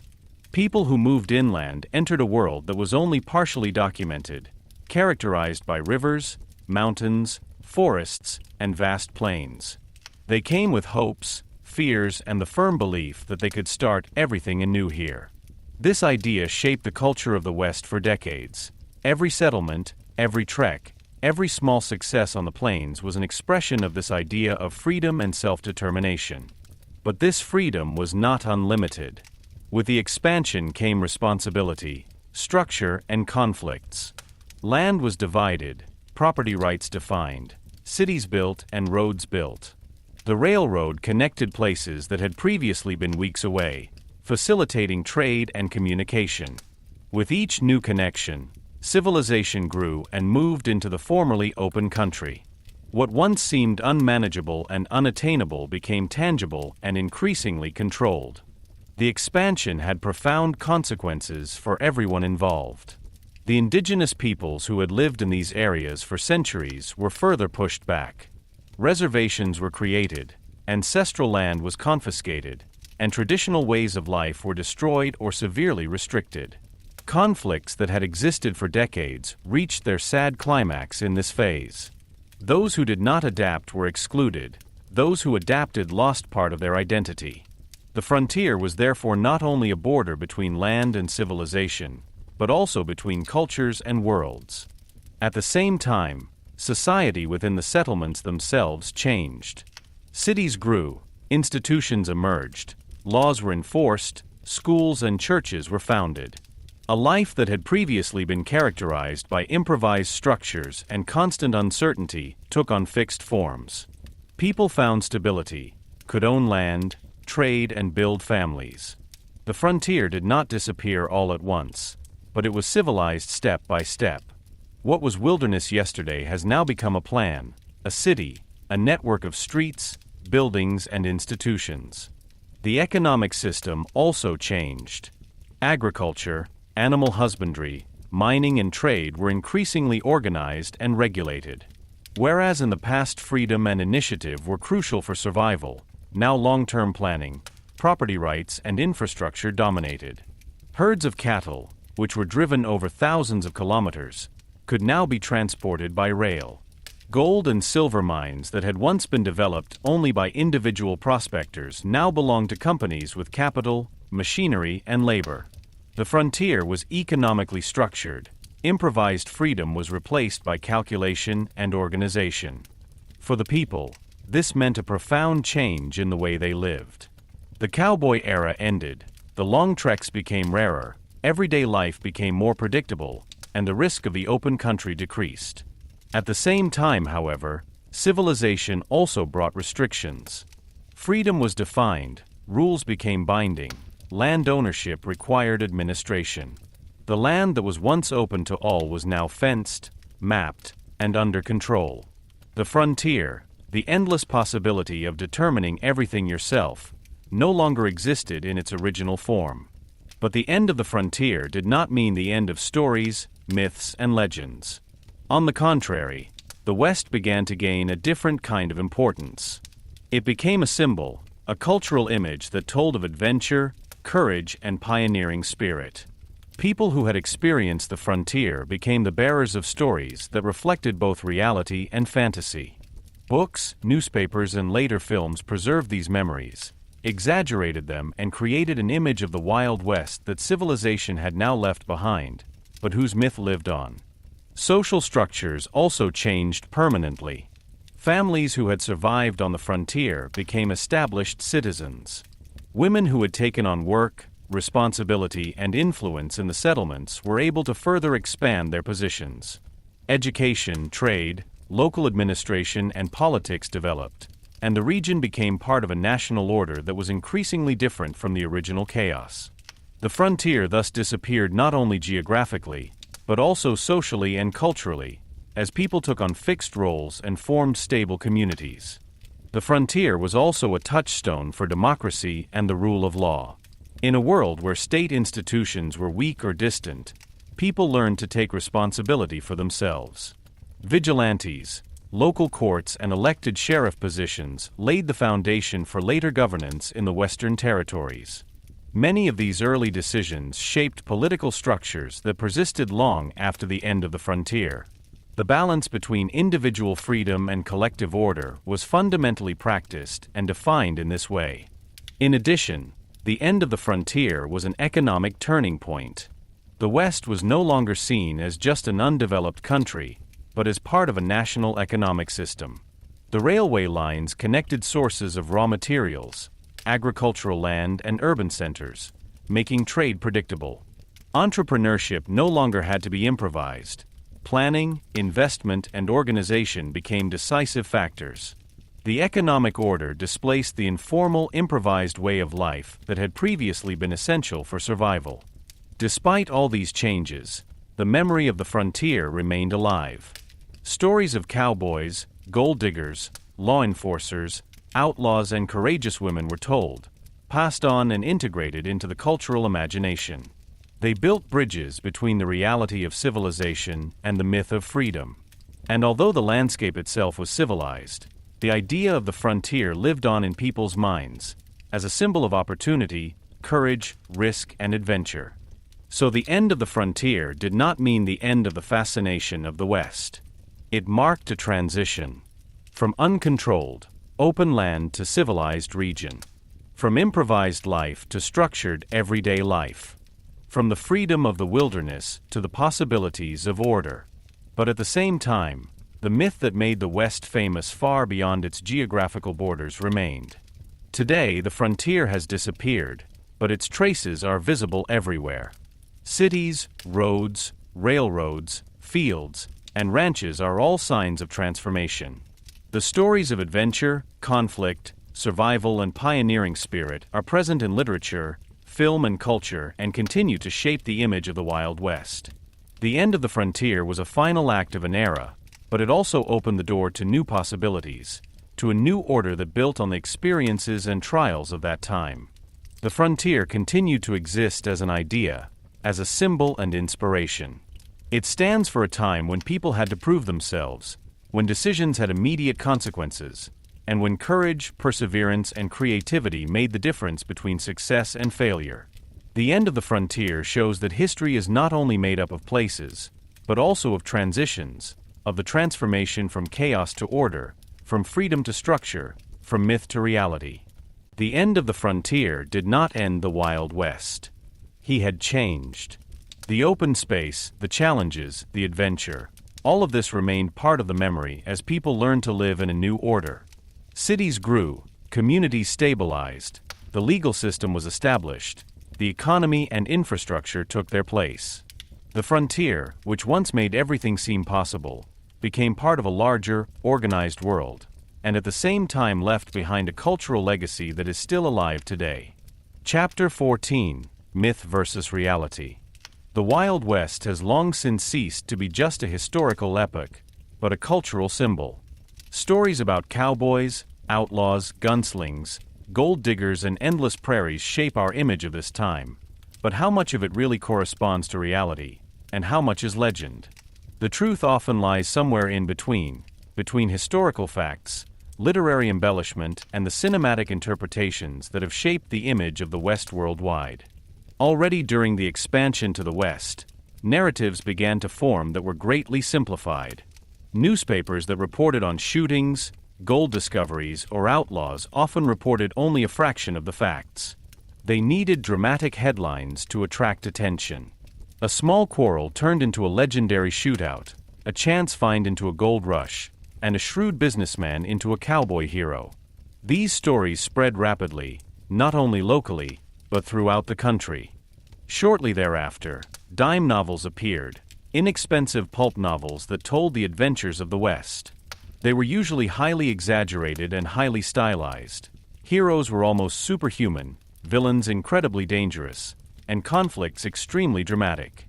In these stories there were clear dividing lines between good and evil, between courage and cowardice, between law and lawlessness. The reality, however, was more complex. Many people in the West lived in gray areas, made decisions out of necessity or survival instinct, and not every outlaw was a brutal criminal, nor was every sheriff a strict law enforcement officer. The legends were increasingly solidified by these stories. Some of the most famous characters, such as Wyatt Earp, Billy the Kid, or Jesse James, became almost mythological characters. Their deeds were embellished, details changed, and stories adapted to fit the overarching image of the Wild West. In the process, the boundaries between historical event and fiction, between man and icon, became blurred. Hollywood played a decisive role in this. From the early 1900s, the film industry began to bring the Wild West to the screen. Film standardized the image even further. Cowboys were always courageous, independent, and morally clear.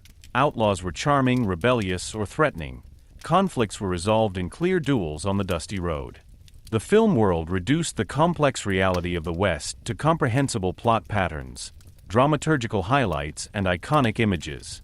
The landscape itself, endless prairies, red rocks, wide horizons, became a symbol of freedom and adventure. But behind these images, there is another truth. The frontier was not a place where duels were constantly fought. Gold diggers rarely found wealth immediately. The majority worked hard, often for months, without any significant success.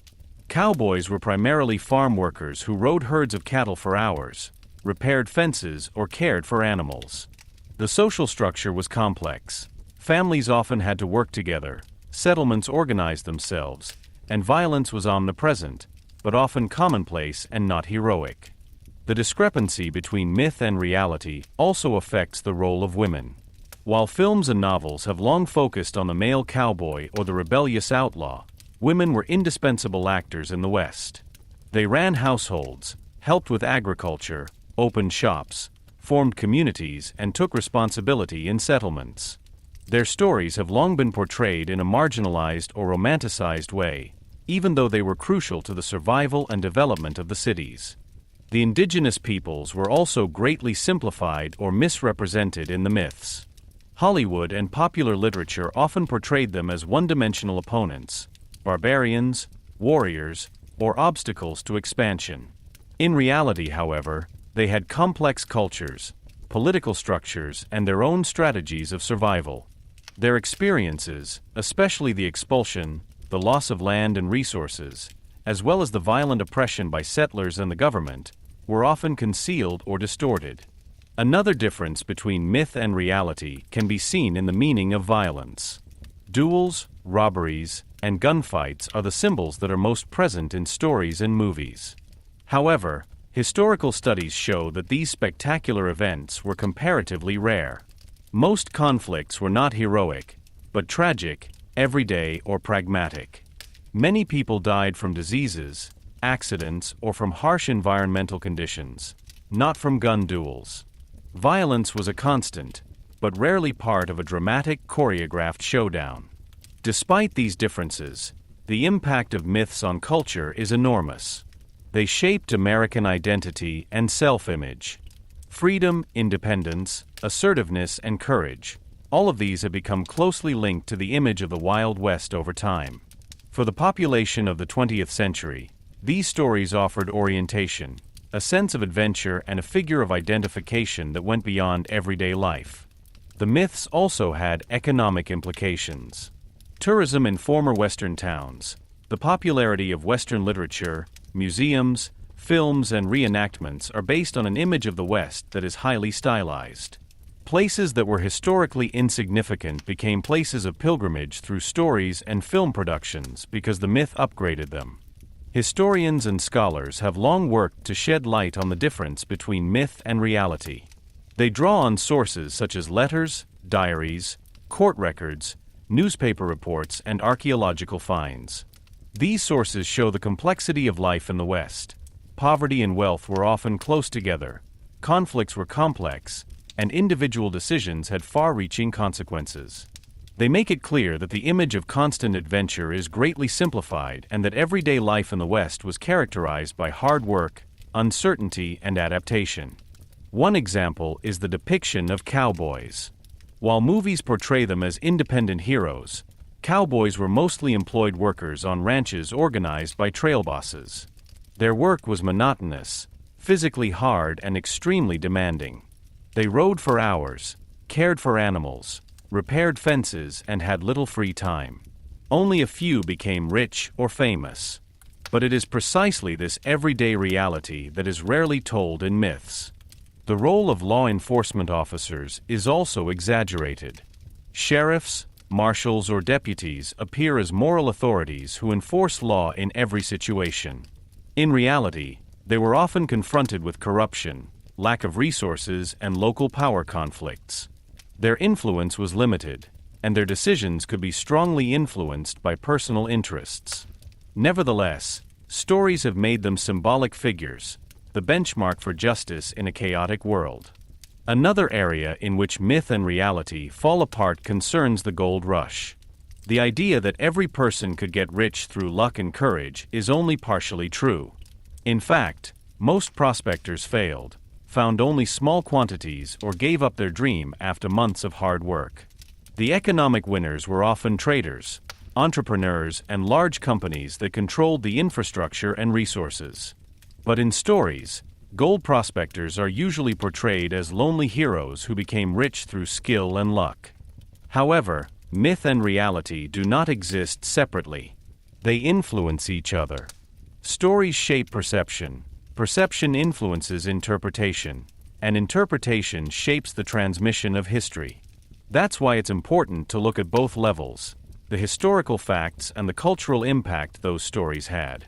The cultural export of the Wild West also contributes to the mixing of myth and reality. Films, novels, series, and later advertising spread an image that often had a stronger effect than historical knowledge. Generations around the world did not get to know the West through files or letters, but through stories of freedom, duels, and endless prairies. The image of the cowboy, the outlaw, the hero, all highly stylized, became a global symbol of American identity. Dealing with myth and reality makes it possible to recognize the complexity of this time. It shows that the West was not only adventure and freedom, but also included hard work, conflict, injustice, and loss. It makes it clear that many of the stories that are now considered icons were born from a mixture of truth, embellishment, and cultural interpretation. In the end, an area of tension remains. The myths fascinate, entertain, and inspire. Reality teaches understanding, empathy, and critical consideration. Both levels together provide a more complete picture of the Wild West, as a historical epoch, cultural symbol, and mythological narrative. The West was neither exclusively free nor exclusively lawless, neither only romantic nor only brutal. It was a place full of contradictions, the aftermath of which can still be felt today. The juxtaposition of myth and reality helps to understand why the Wild West continues to fascinate people around the world to this day. It shows that stories not only tell what happened, but also what people want to see, feel, and believe. And it is a reminder that behind every legend, every hero, and every adventure there was a complex, multi-layered reality that was just as exciting, challenging, and instructive as any fictional narrative. Chapter 15: The Legacy of the Wild West. The Wild West is long gone, but its influence continues to the present. What was once a geographical space, endless prairies, undeveloped areas, dusty cities, now lives on mainly in stories, symbols, and cultural ideas. The legacy of this epoch is multi-layered. It includes economic developments, social structures, cultural images, and values that still have an impact today. First and foremost, the legacy of the Wild West is materially and economically visible. The cities that emerged during the expansion have often become modern metropolises, even if their origins were in makeshift settlements. Roads, railway lines, and trade routes that emerged at that time form the foundation of many regions. Agricultural practices, livestock farming, and mining were shaped and developed by the pioneering work of the time. The land, which was once considered wilderness, is now largely developed, inhabited, and used, but the traces of the original challenges are preserved in street names, city maps, and local histories. Social heritage is equally important. The people who settled in the West had learned to survive under extreme conditions, to work together, and to take responsibility. This experience led to a strong sense of community in many regions. Vigilantes, local courts, and self-organization were early forms of civil society structures. Women, who made a decisive contribution to the construction of settlements at the time, laid the foundation for the later roles of women in business, education, and politics. Minorities, such as African Americans or Mexican cowboys, also left traces that still shape the social fabric of the region today. Another legacy concerns culture and identity. The Wild West has become a global symbol. Cowboys, gunslingers, gold prospectors, outlaws, and courageous pioneers still shape the image of freedom, courage, and adventure today. Films, novels, music, and art take up these motifs again and again. The stories are often romanticized, dramatized, and idealized, but it is precisely this mythologization that makes them effective and formative. It conveys values such as independence, risk-taking, perseverance, and initiative, which are particularly strongly anchored in American culture. At the same time, the legacy of the Wild West also teaches about the dark sides of this era. The expulsion of indigenous peoples, the destruction of livelihoods, the conflicts over land and resources show that expansion has always been associated with costs. The reality was often harder, more unjust, and more complex than the myths suggest. This awareness has led to a critical examination of history. Historians, writers, and artists reflect not only on heroic stories, but also on exploitation, violence, and inequality. The legacy is also narrative. The West lives on in stories that connect generations. The legends of duels, gold rushes, pioneering spirits, or gunslingers are told, adapted, and passed on, be it in films, books, series, or computer games. This creates a fascinating interaction. The stories influence the perception of reality, and at the same time historical research shapes the narratives. In this way, the West remains alive, not only as a fact, but as an idea, myth, and inspiration. A particularly defining element of the heritage is the idea of freedom and self-determination. The frontier offered space for personal choices, risks, and opportunities. The people who entered them had to take responsibility themselves and were able to actively shape their lives. These principles have become inscribed in the American self-image and continue to have an impact today, in politics, society, and individual lifestyles. They show that freedom is not just an abstract concept, but had to be tested in practical everyday life, under difficult conditions, with consequences and successes. In addition, heritage shapes the regional identity. Many cities and states in the western United States celebrate their history in festivals, museums, and reenactments. Places that were once settlements or gold rush camps are being developed for tourism. Historic sites, old ranches, railroad lines, and saloon restorations provide insights into life at that time. They connect the past with the present and convey the experience of the challenges of that time to new generations. The legacy of the Wild West is also ethically and morally relevant. The stories of this time contain lessons about courage, loyalty, justice, but also about exploitation, abuse of power, and injustice. They remind us that progress and expansion always have complex consequences. They teach that decisions have consequences, that freedom requires responsibility, and that reality is rarely as clear as legends. At the same time, the Wild West lives on in the collective consciousness.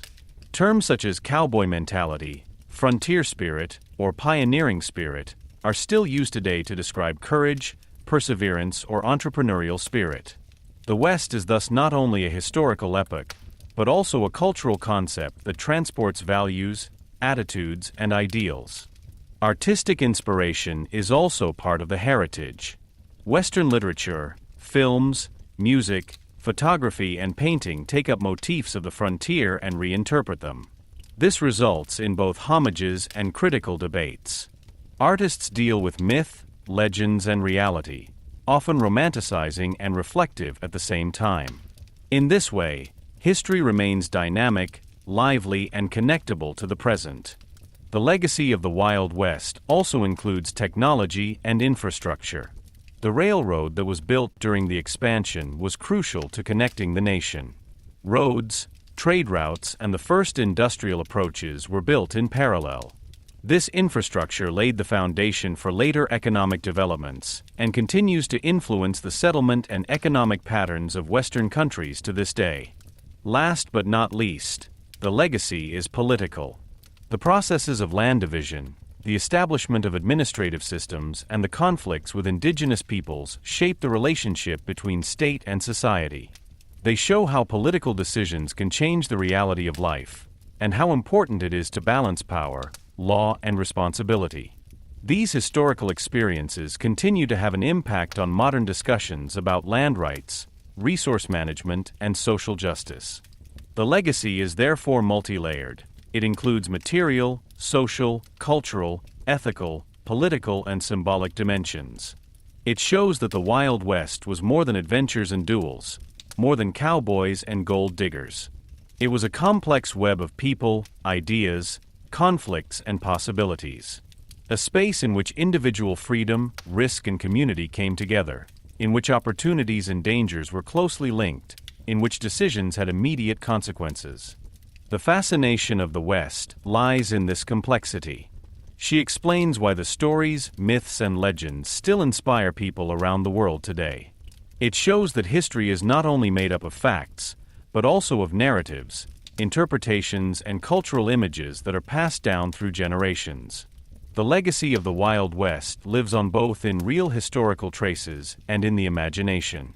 Ultimately, the legacy of the Wild West is a mirror of American society, its values, its conflicts, and its dreams. It is a mirror that shows how people deal with challenges, how they form communities, how they take risks, and how they create myths to understand and share their experiences. This heritage not only shapes the understanding of the past, but also influences the present and future, as an inspiration, a reminder, and a cultural foundation for new generations. Overall, it can be said that the Wild West is much more than an epic in history. Its legacy is visible in cities and infrastructure, palpable in cultural symbols and legends, effective in social structures, and alive in the imagination. It teaches that freedom requires responsibility, that progress has consequences, and that adventure and danger are often intimately linked. The legacy of the Wild West is not complete, but ongoing, part of the cultural identity and collective memory, a legacy that has an impact beyond the centuries and continues to fascinate, inspire, and teach today.